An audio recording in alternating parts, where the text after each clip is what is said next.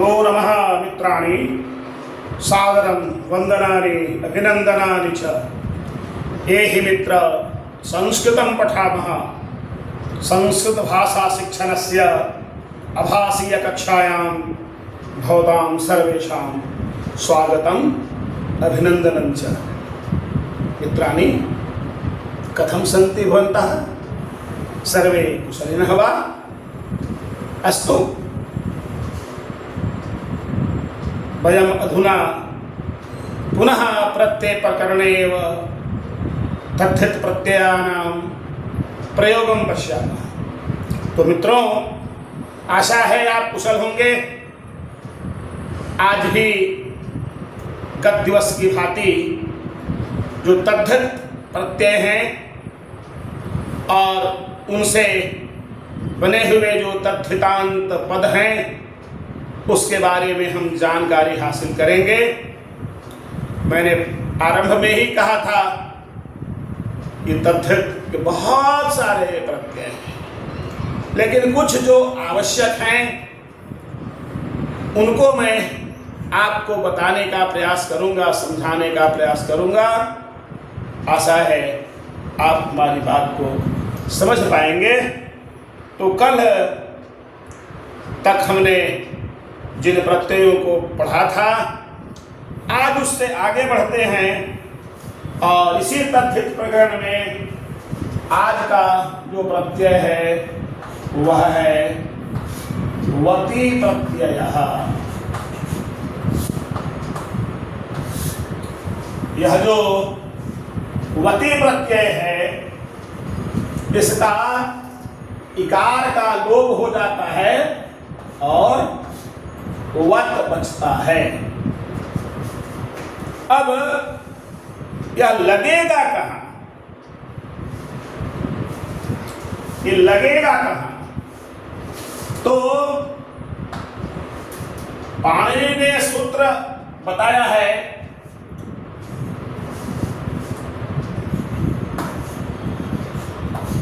तेन तुल्यं, तेन तुल्यं क्रिया चेदवती। ये सूत्र है, तेन तुल्यं क्रिया चेदवती। अर्थ क्या है भाई? तेन तुल्यं क्रिया चेद, यदि उसके बराबर यानी किसी से बराबरी किया जा रहा हो तो किसी के तुल्य क्रिया करने के अर्थ में वति प्रत्यय होता है।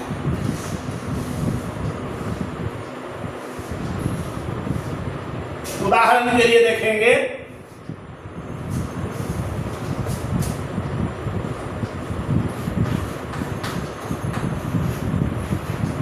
ब्राह्मणेन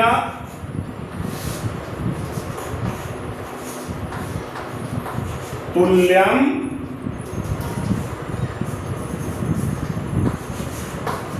तुल्यं अधीते। ब्राह्मणेन तुल्यं अधीते मतलब ब्राह्मण के जितना अध्ययन करता है, पढ़ता है, ठीक उसी के बराबर जो अध्ययन करने वाला है। इस अर्थ में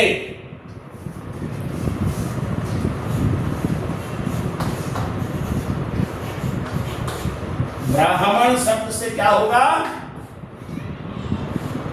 तो वति प्रत्यय होगा।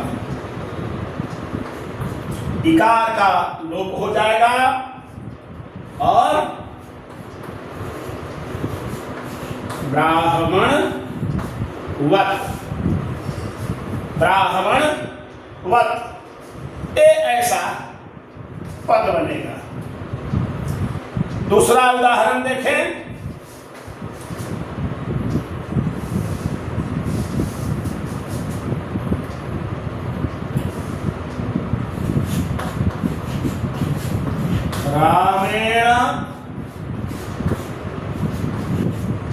तुल्यम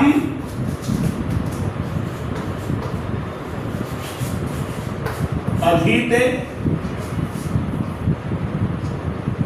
अरे राम के समान पढ़ता है, अध्ययन करता है, राम के बराबर पढ़ता है। यहां राम वती प्रत्यय होगा और पद क्या बनेगा? राम वत। ये राम वत ऐसा पद बनेगा। और भी उदाहरण देखें।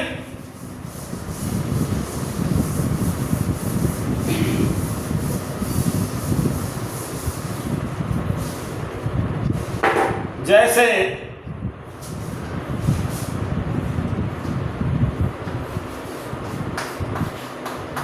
भ्रात्रा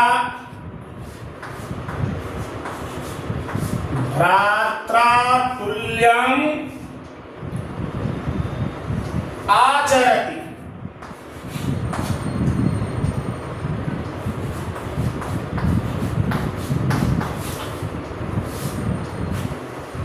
यानी भाई के समान आचरण करता है, भाई के बराबर। यहां पर क्या होगा?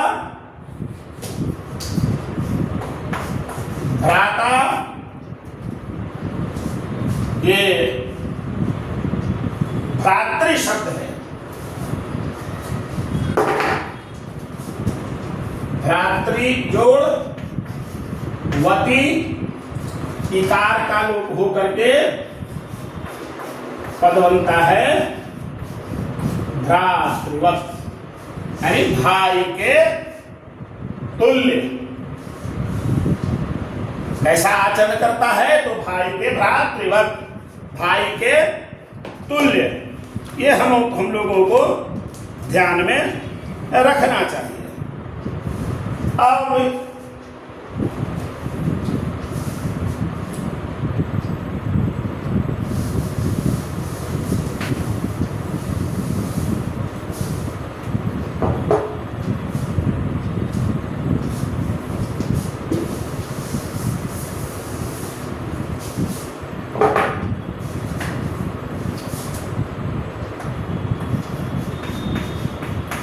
मात्रा तुल्यम व्यवहरति। मतलब माता के समान व्यवहार करता है। इसलिए मातृ शब्द से वती प्रत्यय और पद क्या बनेगा? मातृवत। श्लोक आपने सुना होगा, मातृवत परदारेषु परद्रव्येषु लोष्ठवत् आत्मवत् सर्वभूतेषु यह पश्यति स पंडितः। वही है ये मातृवत। मातृवत में मातृजोड़ वती प्रत्यय है। इसी तरह से दूसरा उदाहरण देखिए।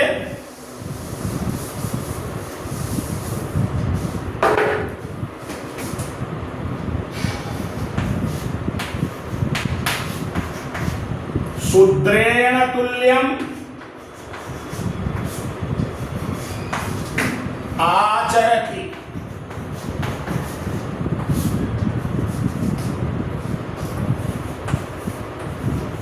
शूद्रधन वती क्या होगा?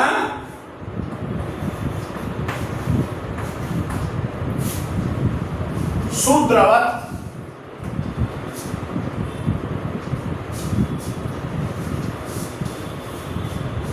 इसी तरह से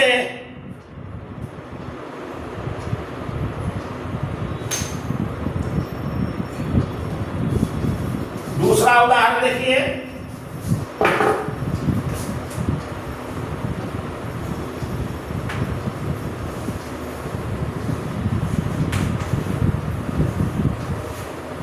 शत्रुणा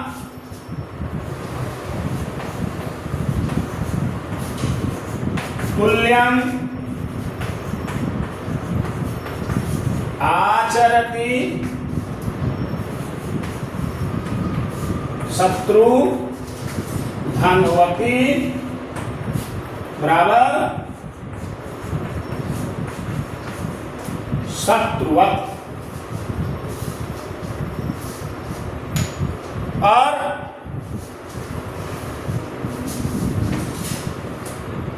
तीसरा उदाहरण भी देख लीजिए।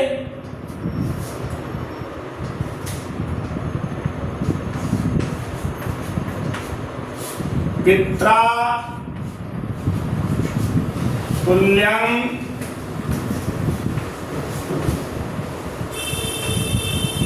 आचरति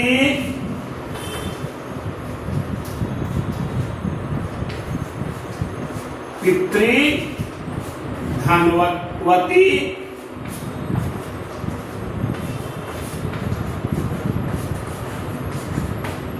पितृवत।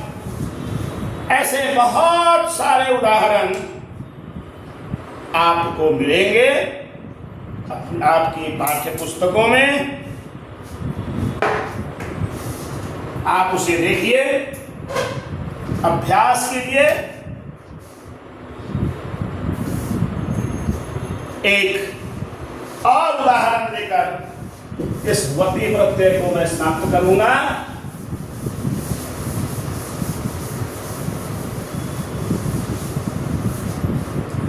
वह है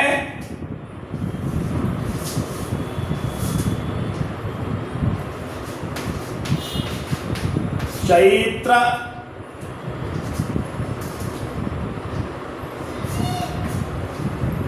चैत्र इव मासः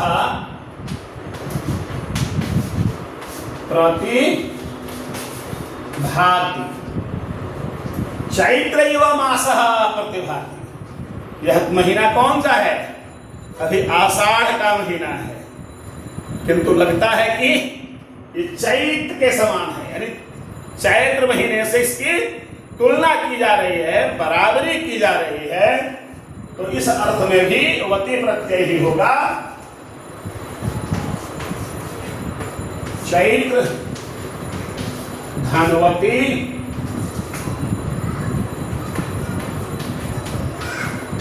चैत्रवत।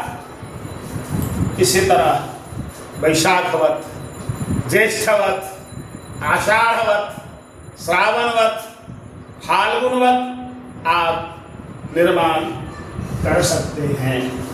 ये बहुत सारे ऐसे प्रयोग हैं जिसे हम लोगों को जानना चाहिए। तो आइए अब विषय को हम आगे बढ़ाते हैं और अगला जो प्रत्यय है वह है,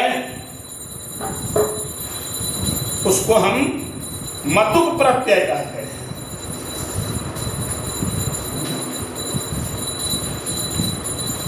मतुक प्रत्यय। ये मतुक में उकार और पकार का लोप हो जाता है, शेष क्या रहता है? तो मत रहता है।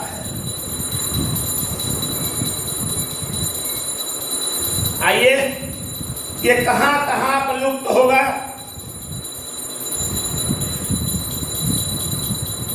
इसके लिए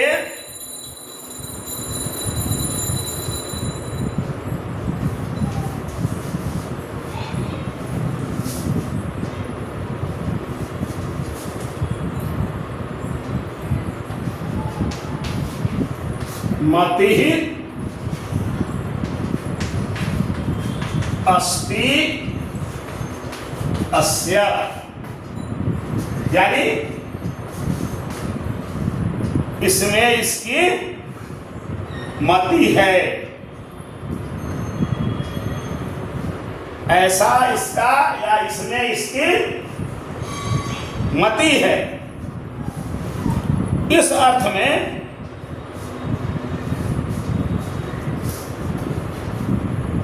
मति धन मतु प्रत्यय का होता है और रूप बनता है मति मत, और इसका रूप भवत की तरह चलता है, इसलिए मतिमान। भवान भवन्तौ भवन्तः, उसी तरह से मतिमत का रूप चलेगा भवत की तरह, तो प्रथमा एक वचन बनता है मतिमान। उसको हम लोग ध्यान रखेंगे। दूसरा,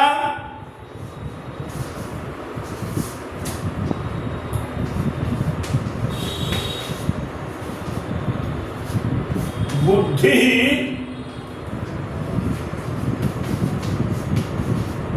अस्ति अस्य, यानी इसकी बुद्धि है।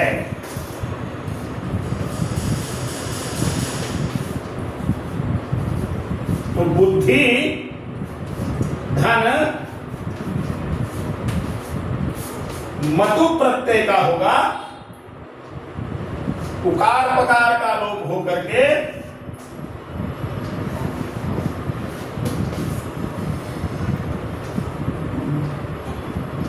बुद्धि बुद्धिमत शब्द बनेगा और प्रथमा एक वचन में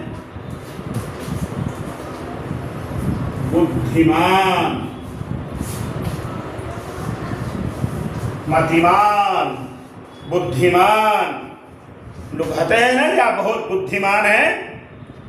इसी तरह से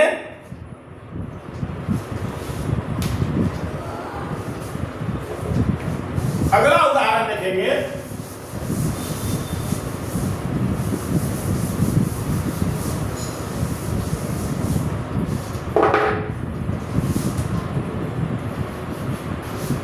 श्री यानी लक्ष्मी अस्ति अस्य, श्री श्री अस्ति अस्य। यहां क्या है? श्री शब्द है, मतुप प्रत्यय है, रूप बनता है क्या? श्रीमत, और प्रथमा एक वचन में श्रीमान, श्रीमान, श्रीमन्तौ, श्रीमन्तः। इसी तरह से एक उदाहरण और देखिए।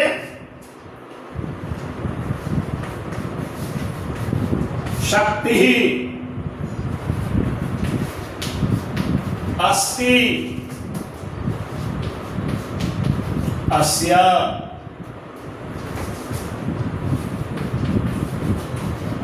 शक्ति शक्ति जो मतो,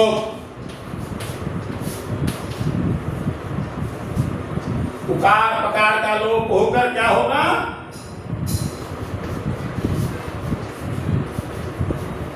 शक्तिवत, और प्रथमा एक वचन में शक्ति मान।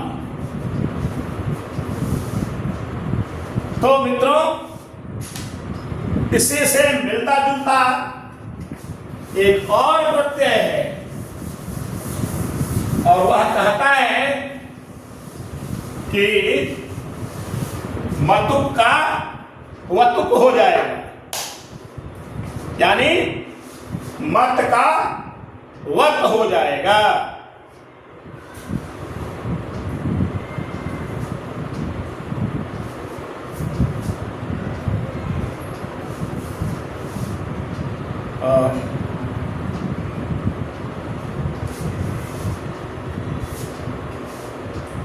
वतु प्रत्यय है, वतु। वो कहता है कि यह वतुप जो प्रत्यय है वह कहां लगेगा? तो जहां पर ये म का और अ या आ का जो मतुप लगने पर मत हुआ है, उस मत के स्थान पर वत हो जाता है।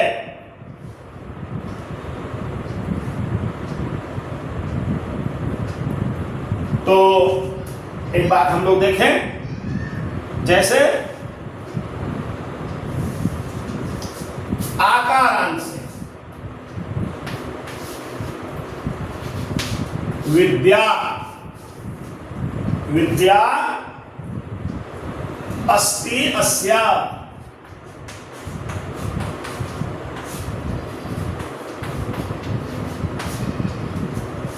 विद्या अस्ति अस्या। तो विद्याधन यहां भी वही मतुप है, लेकिन ये विद्या में आ है। आ रहने के कारण जो मत है, यह मत वत में बदल जाता है। वत, ये मत जो है वत में बदल जाएगा, लेकिन प्रत्यय यहां मतुप ही लिखाएगा।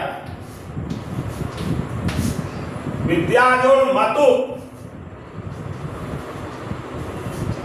और मतुप ही वतुप हो जाता है, इसलिए मैंने यहां पर वतुप लिख दिया है, लेकिन मूल प्रत्यय तो मतुप ही है, वतुप प्रत्यय नहीं है। केवल आपको समझने के लिए हमने उसको किया था। अब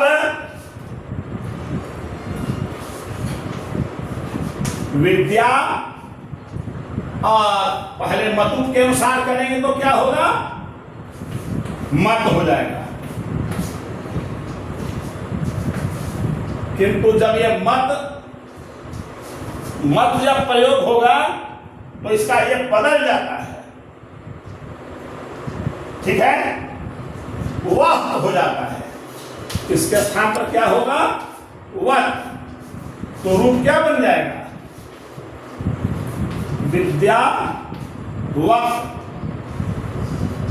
इसका भी रूप चलेगा उस विद्यावत। लेकिन एक बात इसमें आता है कि मतुप प्रत्यायांत ऐसे जो शब्द हैं उनको हम स्त्रीलिंग भी बना देते हैं। ये पुल्लिंग में भी क्या चलेगा? विद्यावान,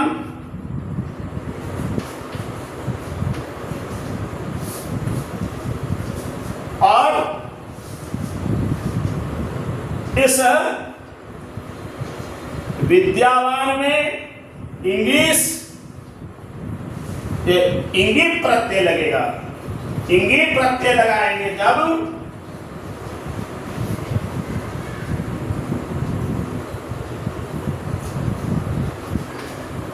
विद्यावत में इंगित प्रत्यय लगाते हैं तो अंग और पका प का लोप होकर के ई बचता है विद्यावती है। भवान भवती जैसे बनता है ना, उसी तरह से इसका ये बनता है। यानी जहां मतुप में परिवर्तन होता है, मत के स्थान पर वत होगा, ऐसे पदों में इंगित प्रत्यय लगा करके हम उसे स्त्रीलिंग में भी बना देते हैं। आगे रखेंगे।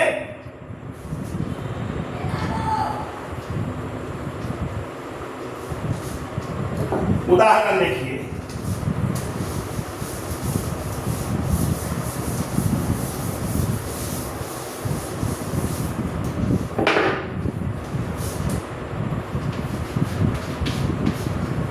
भगः अस्ति अस्य,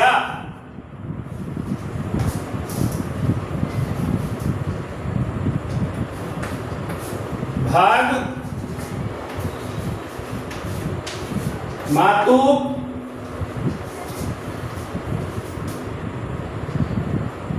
और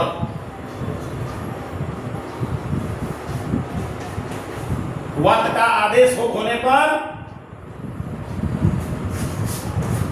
भाग वत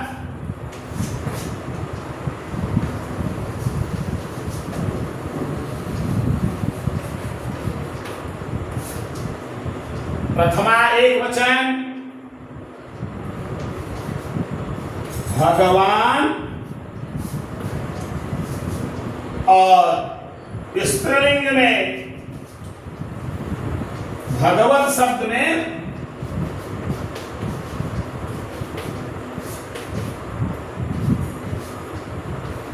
इंगित प्रत्यय लगने पर ये भगवती पद बनता है।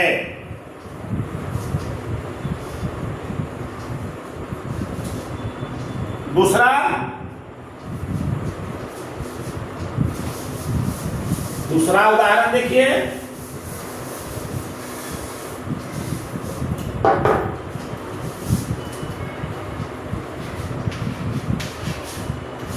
धनम अस्ति अस्या, धन मतु न में अ है, अ स्वर है, इसलिए धन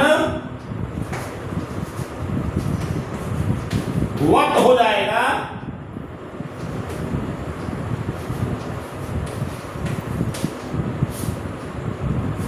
इसका पुल्लिंग में रूप चलता है धनवान,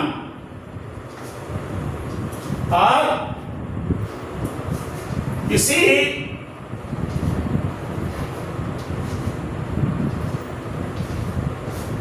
धनवत से जब इंगित प्रत्यय करेंगे धन वती, ज्ञानवती, बुद्धिमती, दयावती, विद्यावती, दृष्टिवती, श्रीमती, ऐसे बहुत सारे पद बनेंगे। तो मित्रों, आज के लिए इतना ही। आप ऐसे पदों को ढूंढिए, खोजिए, अपनी पाठ्य पुस्तकों का अवलोकन करिए, अभ्यास करिए। मुझे विश्वास है कि आप सतत यदि अभ्यास करते रहेंगे तो निश्चित रूप से यह जो एक व्याकरण खंड जो जटिल माना जाता है उसे आप आसानी से समझ सकते हैं। तो आज के लिए इतना ही। कल फिर मिलते हैं अगले विषय के साथ। नमो नमः। पुनर्मिलामः।